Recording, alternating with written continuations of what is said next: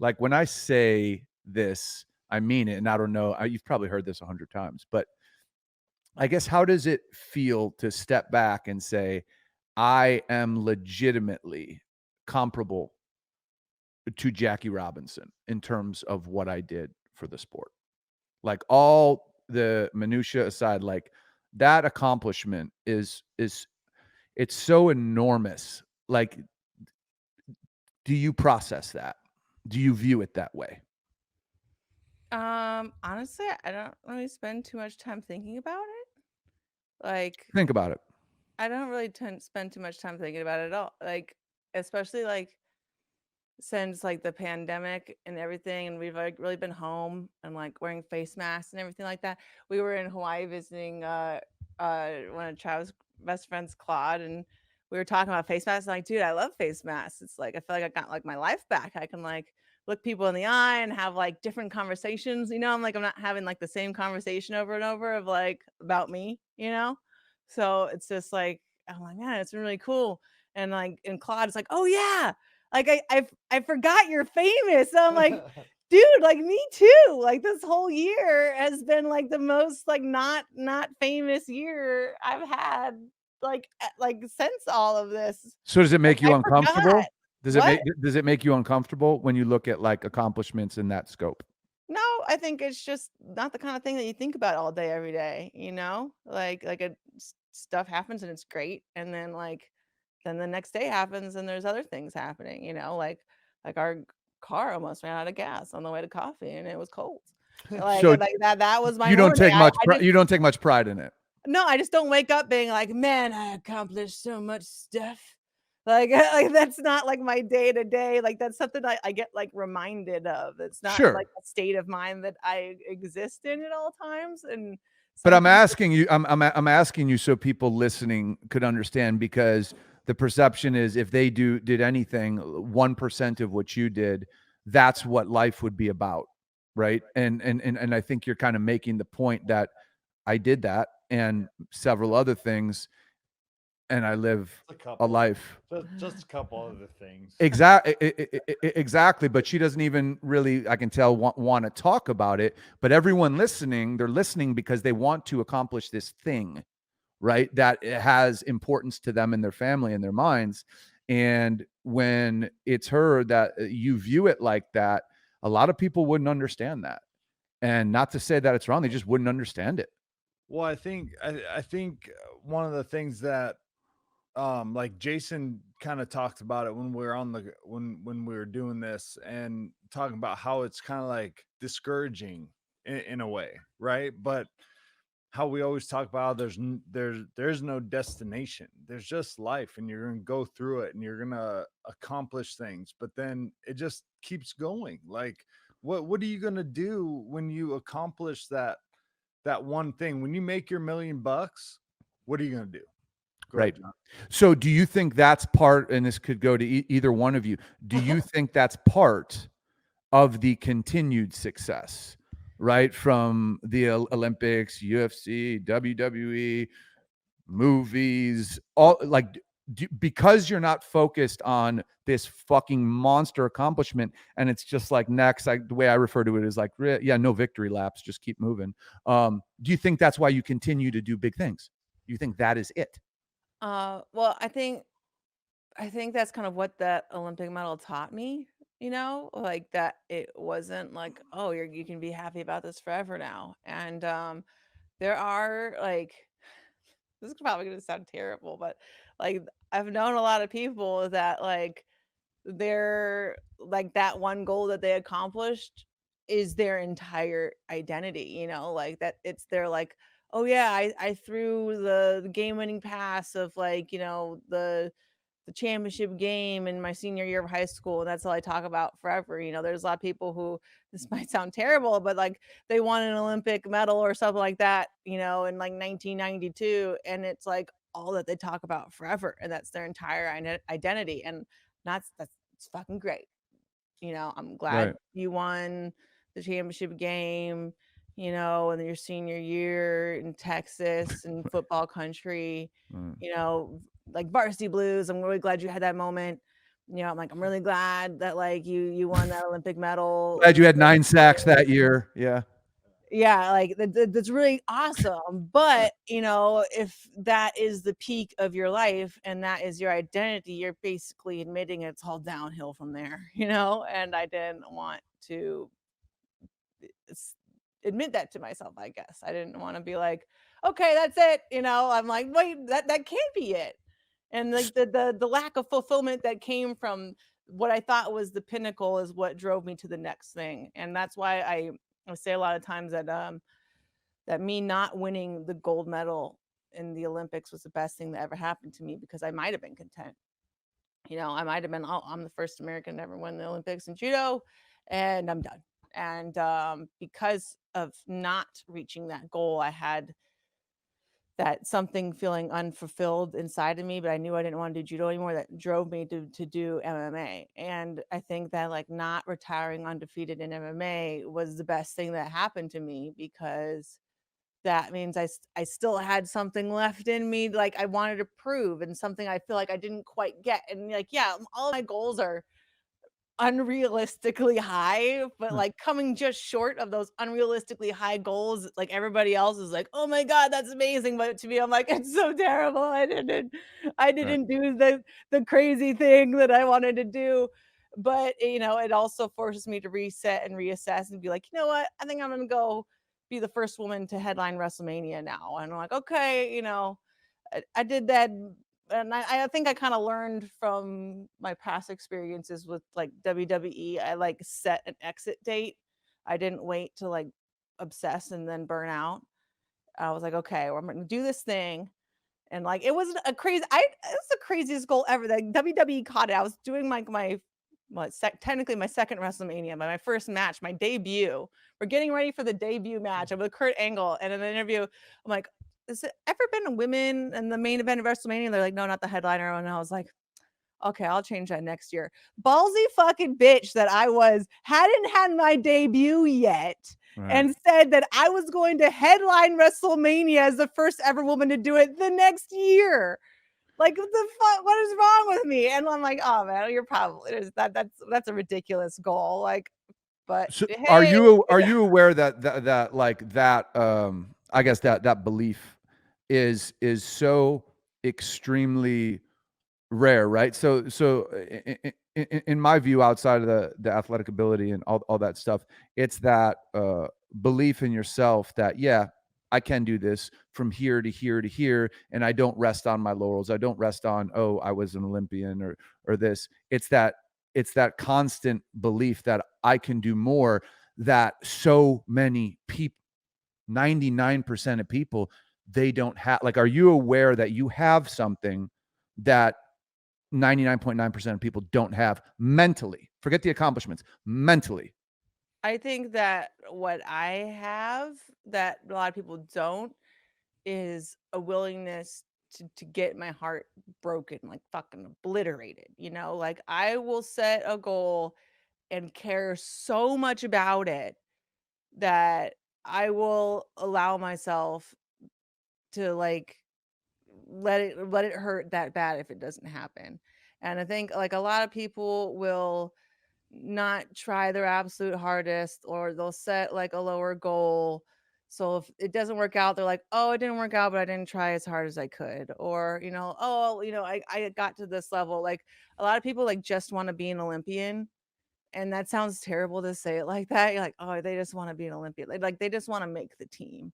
Right. And like my mom was very big into like, you're there to fucking win. You're not there to make the goddamn team. Like, Right. this is very drilled into me as a child. Like, my mom was, the first American world champion in judo and a PhD of educational psychology. So she really knew how to fuck with me at a very young age to Yeah. get me to be like a really motivated killer.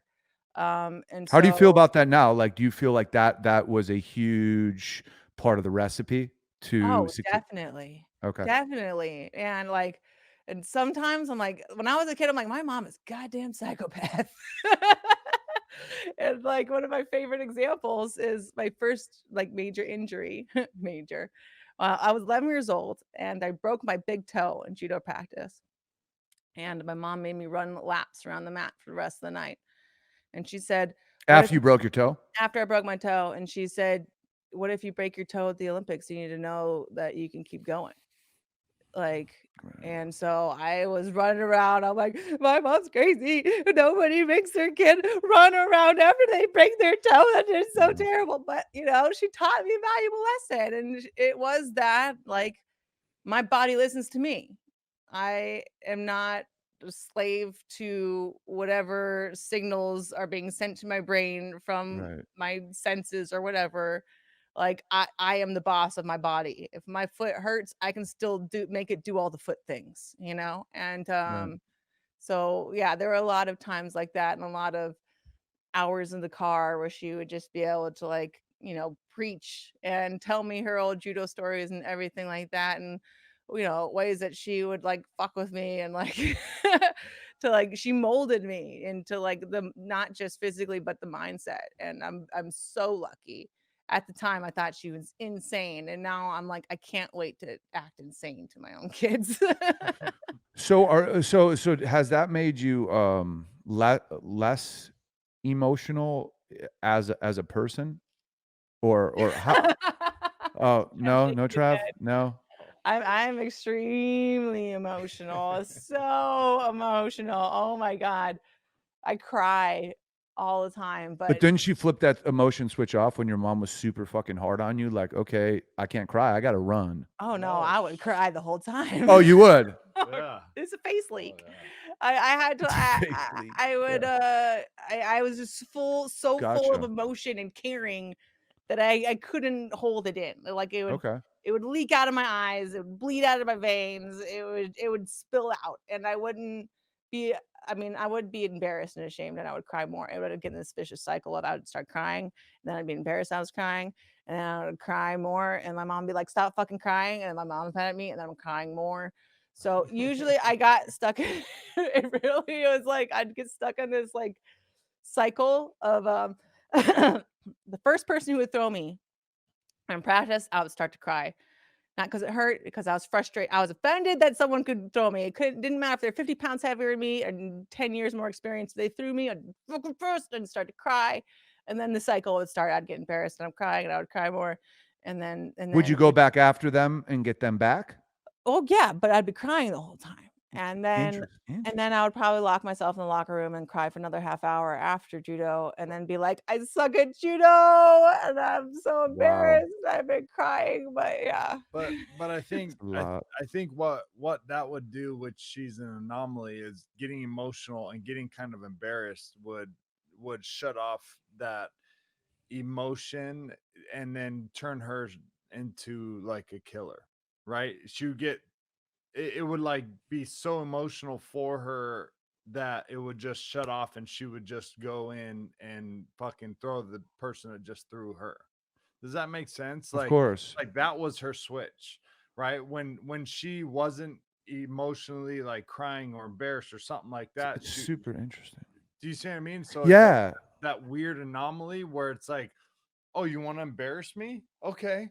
You know what I mean? And that would be like her switch. That's what Well, it seems like just from all the stories and stuff like that. it sounds fascinating. It sounds super fascinating because I think a lot of people like may process things like that, but what they do is they hide the emotion, right? It's inside, but then they go and they want to fuck the other person up, right? But the interesting part is like the first time I've ever heard someone say like I get completely emotional and then I go do that.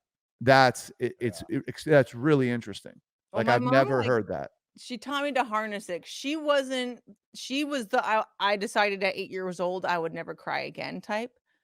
But she really taught me because she wouldn't respond to me crying and she would make me keep going. She wouldn't be like, "Oh, honey, sit down, wipe your tears, have a pillow." I remember one of the girls like tore her ankle once and got like her mom got her like a pillow and an ice pack, and I was like, I was like joking to my mom at that point. I'm like, "Where's my pillow and my ice pack?"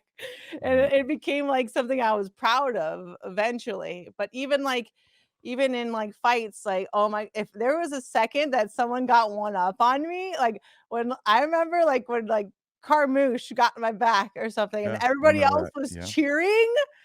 First, Mm. I was embarrassed that I was like in a position, like a compromising position at all.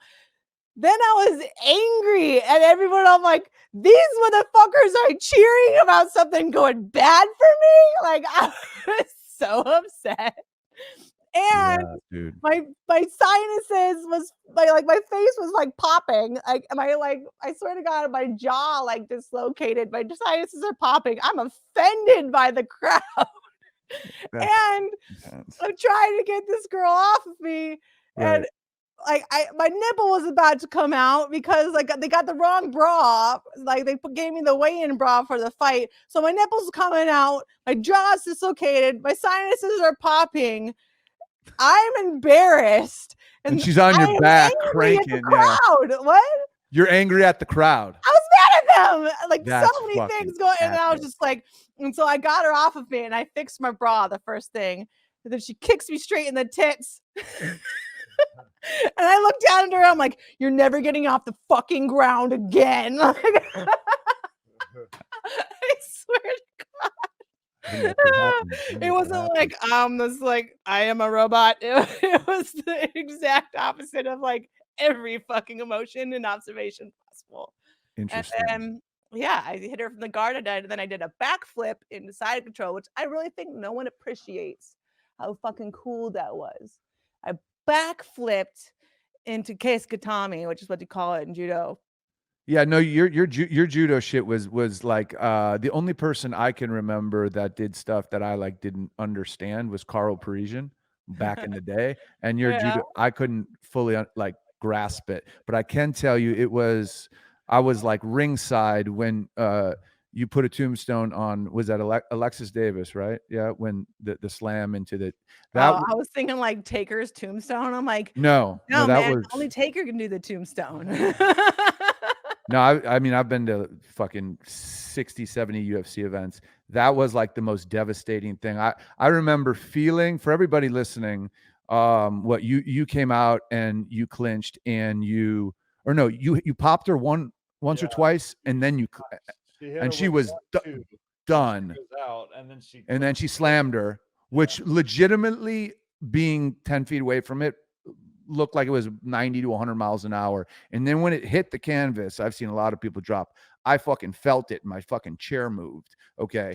And then Ronda kept punching her in the fucking face. And this was all within 10 seconds. At that point, I don't like it. It was just, it was extremely impressive.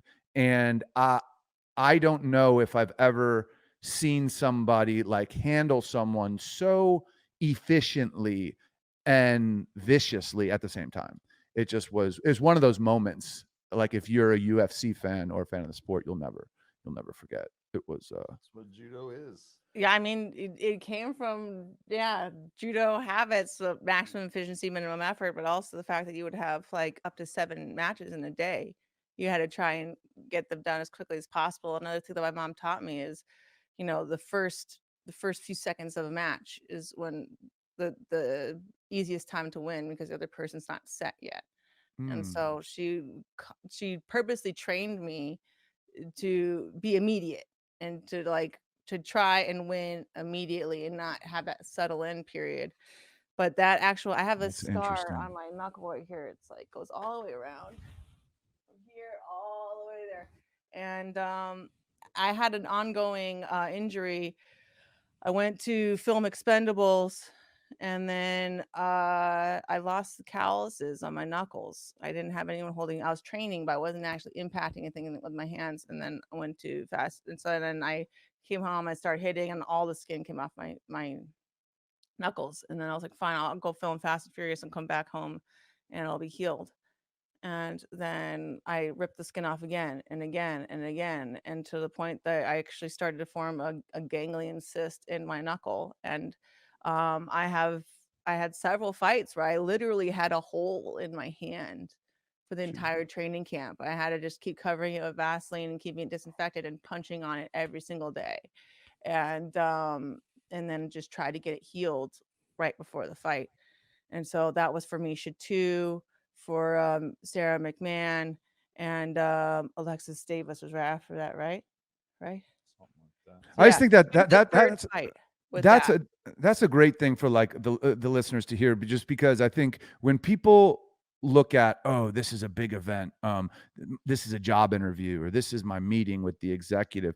They look for things to be perfect, and Right. anything that'll throw them off, they would rather retreat than go into it and adapt. And just obviously with all your accomplishments, it's like just hearing you speak on how you process. I had a fucking hole in my hand, so it's like not my perception, it's nothing to you. It's just something that you have to adapt. And I think for everyone listening, like who's trying to figure out how the fuck she does this stuff, like as I'm listening, I'm just saying, yeah, that's not normal in a extremely valuable way. The ability to adapt and adjust when situations are not perfect, because we'll never fucking be perfect in life, and make the best of it. So that That's I contender's kudos. luxury, I feel like. You know what I mean? Like the contender can wait for everything to be perfect and show up on their best day. If you're the champ, you're not. That's what kind of drives me nuts about people who like say they're the champ, but then they only fight the people they want to fight on the days they want to fight. Like, no, this is king of the fucking mountain. If someone's coming up the mountain, you can't tell them to wait for your good day. Like Right. that was another one of my momisms was like, you got to be the best on your worst day. Cause she's like, what if the Olympics happens on your worst, on a bad day? They're not going to fucking move it for you. And she said, she's like, she didn't win the world championships on her best day, but it wasn't her worst day. She didn't get there exactly, but her goal was to be so good that even on her worst day, like nobody could touch her. And so she taught me like if I had broken toes or something like that. And it's like, and she'd be like, are you only one broken toe better than that other person?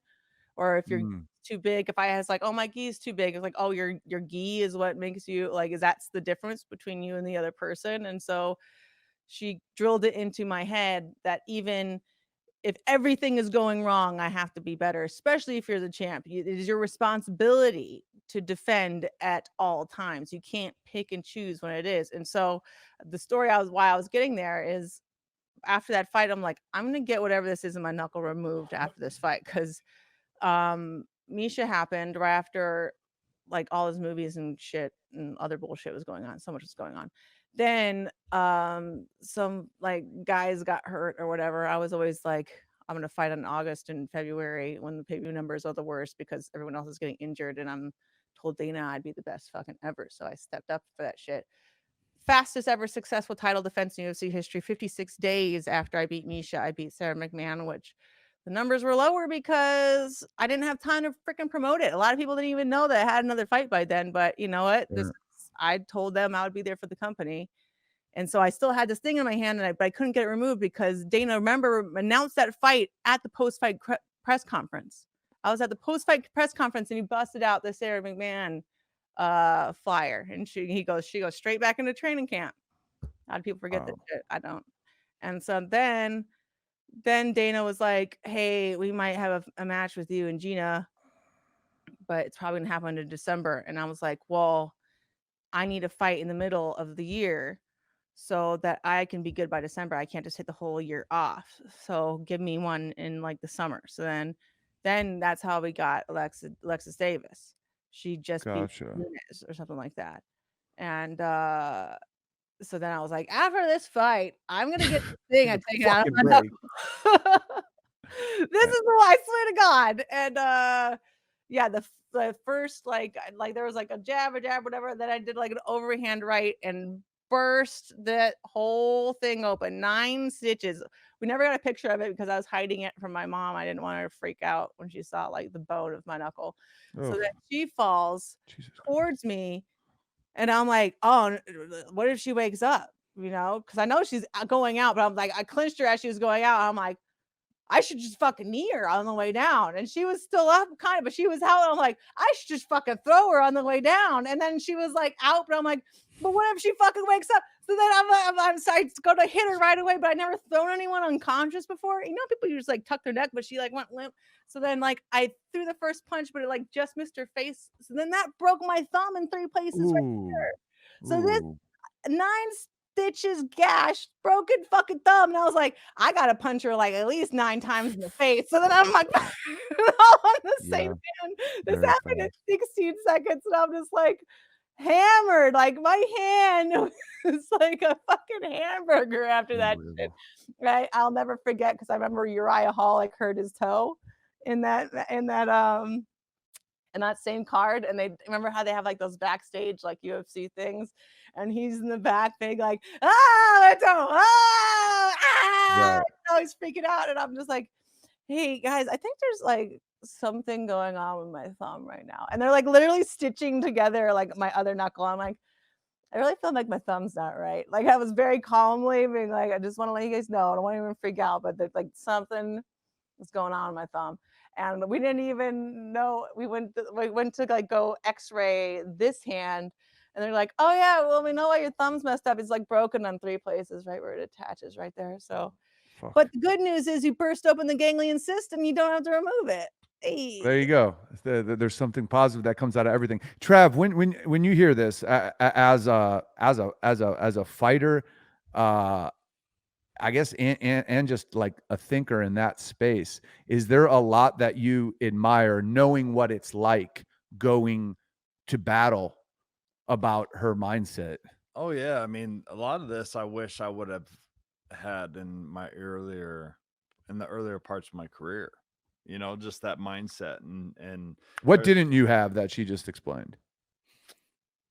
didn't have I mean, I had my go in there and just get into a fight. You know what I mean? That mentality was how I was, but like all the little things that she's talking about, how it's like, oh, are you just a broken toe better than that person? Are you just this? Are you just that? And it's like it makes you it makes you think of like, no, I'm better.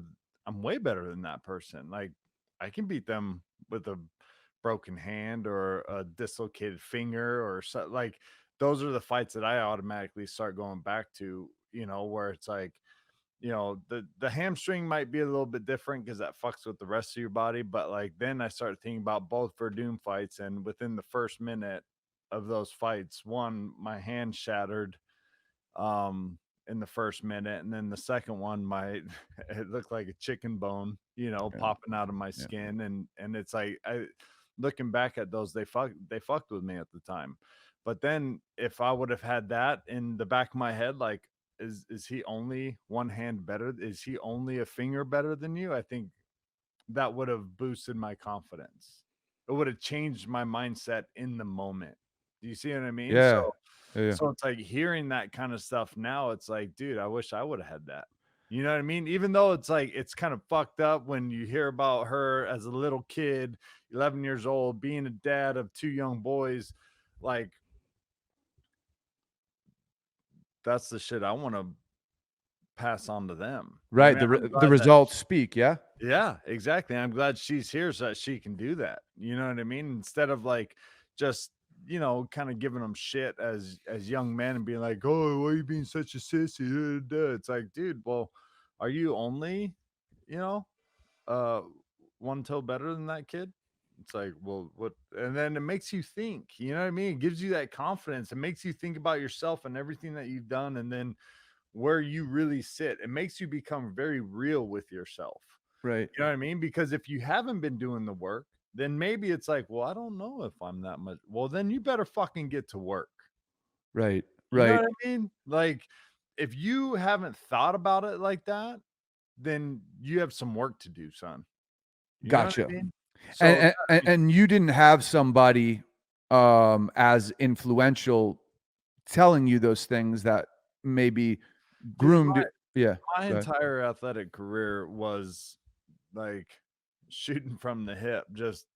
just go. You know what I mean? I was late to everything that I did, you know, and it was like I didn't have that mentorship, right? I didn't have that parent that had been there before that could kind of, in a way, project what they went through and then help to mold you like what I could do now for the boys, for our kids, for Cleo Cave, for all this. Like those are things that I do now where it's like I project onto them. I get them into a rhythm, right? With the whole pandemic going on this year and all that kind of stuff. It's like boys, okay, we don't have team sports. They're into team sports, basketball and football. But what you can do and what I've built here is a gym. So we're going to get your strength and conditioning on point so that when you do go back, you know what I mean, then you'll be at least stronger, faster, and more conditioned than them. Also, like finding coaches to maybe do skill work and little things that other kids aren't doing. And I think that's one of the things this pandemic is doing, is just making a bigger separation between the kids that really want it and the kids that don't, Right. that just want to be a part of the team. Do you see Do, what I do, mean? I think that yeah. that goes into adults as well. This is the separation point of who really fucking wants it and who's just like willing to be a part of something, maybe if it fits into their schedule. Did you learn a lot of those things through conversations with her or through observation? Because I would imagine, maybe, I'm not saying you, I'm saying just in general, it may be a little intimidating or uncomfortable for a guy to, be learning all these things that are maybe viewed by some as like, manly's the wrong word, but like, hard lessons. Was that hard at first? For me, Yes. absolutely not. It was actually really inspiring. And Okay. it's really awesome to see that happen, to see her talk about that kind of stuff, right? Because in a way, one of my mindsets has always been, whether or not I had the right direction or the right like mentorship or coaching that she had, was if somebody can do it, I can do it, and I can do it better. That's just, you know what I mean? Like one of my mind, whether I know how to do it or not, that's just one of my things, right? Like if there's somebody out there that can do it, then I can fucking do it too. You know what I mean? Right. And so then now being with Rhonda and hearing these stories and these little like takeaways and Right. these examples and everything like that, it's like, dude, it's nothing but knowledge, nothing but, when we joke around being rich and wealthy, like that's what I Right. feel makes me wealthy, right? There's Right. those little things that Yep. I can pick up, that I can learn, that I can pass on to our kids. You know what I Yeah. mean? That I can help facilitate those same situations. Yeah. Yeah. Yeah. Yeah. And Yeah. I can also, at the age of 38, which is like 20 years younger than Get the you, fuck out of here. I can start implementing those things into my life. Sure. You know what I mean? And it's happened. You know what I mean? Like I take her examples and I'm like, well, I can do this is how I can use it, but in my own way. Right. So I could see why it could be intimidating for a lot of men. You Sure. know what I mean? But I think that's also because they're not secure in their Right. own Right. manhood. They're Right. they're worried about all that other shit. And dude, I don't like.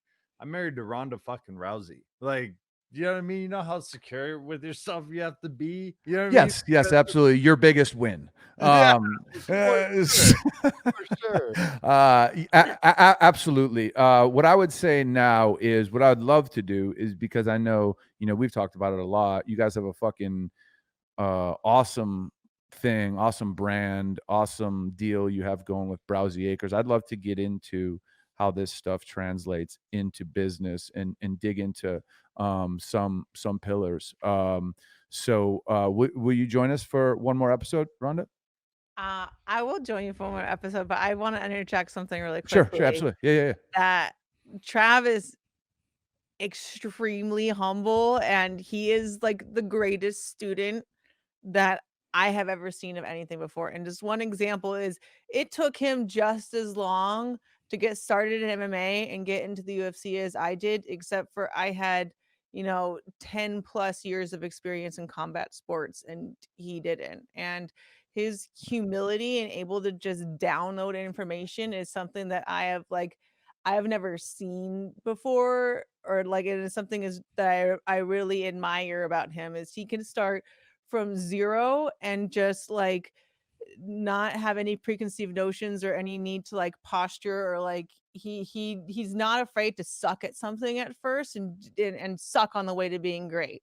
and like it just allows him to improve so quickly. So like the way that he just went from I have no combat sport experience to I'm one of the best of the world now. And I mean, with business of like he's so humble of like I just got done get hit in the face for the living, but he learns from everyone, Right. and he's now like my most trusted business partner, and that I could work with Awesome. anybody in the world. And even like we got these big fucking tractors in the back now, and we're like he just jumps into it and he's like, I've downloaded this information and I can now run an excavator and a skid steer and do all of this stuff. And so like I think like that's one of his greatest strengths is his humility and ability to learn and start from zero and become great at something is what makes him so adaptable and somebody who Yeah. doesn't get stuck in okay, this is my one thing that I'm good at, and I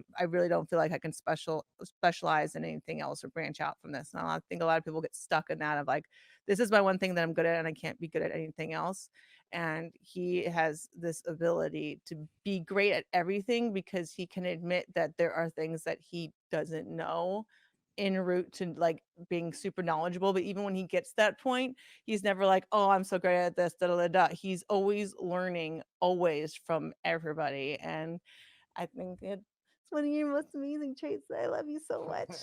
No, Okay, that's a I'll do sign of a another successful episode. person. Yeah, no, that's great information, and I'll end it with someone extremely smart said that if the gifts you have, you shouldn't be proud of. You shouldn't be proud of the gifts you have. You should be grateful for them. You should celebrate them. You should be proud of putting in work, because putting in work is a choice to do more than others on a way to achieve more. But the gifts that we're given, we shouldn't be proud of. We should be grateful for them. So I couldn't agree more with Trav. I've seen a lot of great things come from him, and I think we'll break them down and apply them on this next episode. So with that being said, we're out, and we will be joining you guys again very soon.